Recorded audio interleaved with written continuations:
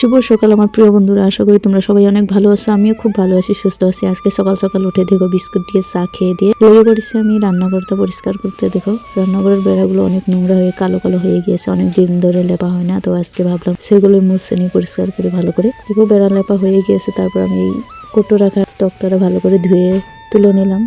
শুকিয়ে গিয়েছে, অনেক আগে ধুয়ে দিয়েছি। ঘর মোছার আগে, বেড়াগুলো মোছার আগে আমি ধুয়েছি, টেবিলটাও আমি ধুয়ে দিয়েছি। তো সেগুলো এনে আমি আবার গুছিয়ে রাখছি। দেখো গ্যাসের চুলাটা গুছিয়ে রাখলাম। আবার ওই কোটোগুলো ভালো করে ধুয়ে রেখেছিলাম রাত্রেই।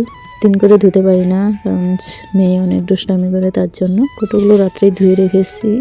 আজকে ঠাম্মি মারা গিয়ে 13 দিন হয়ে গিয়েছে। আমরা আজকে শান্তি লব, মানে আজকে আমাদের ঠাম্মির শ্রাদ্ধ।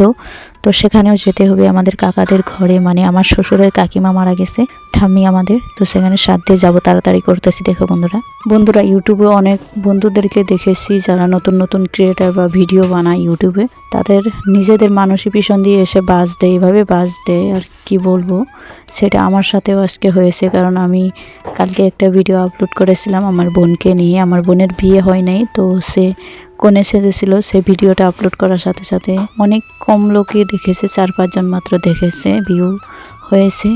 তো সেটার জন্য আমাদের ঘরে এসে আমার দিদা এসে যা তা গালাগাল দিয়ে চলে গিয়েছে, কারণ এসে শুনি এরকম হয়েছে। তো তার জন্য আমি ভিডিওটা ডিলিট করে দিয়েছি সাথে সাথে। কারণ আমার বোনের বিয়ে হয়নি, সেটা প্র্যাঙ্ক করে আমি বলেছিলাম।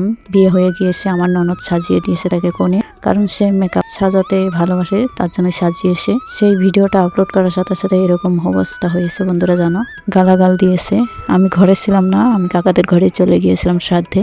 তো ঘরে এসে শুনি অনেক হাল্লা বা কাজ্জা ঝগড়া হয়েছে সেটা নিয়ে। তো তার জন্য সেই ভিডিওটা আমি ডিলিট করে দিয়েছি তাদের জন্য।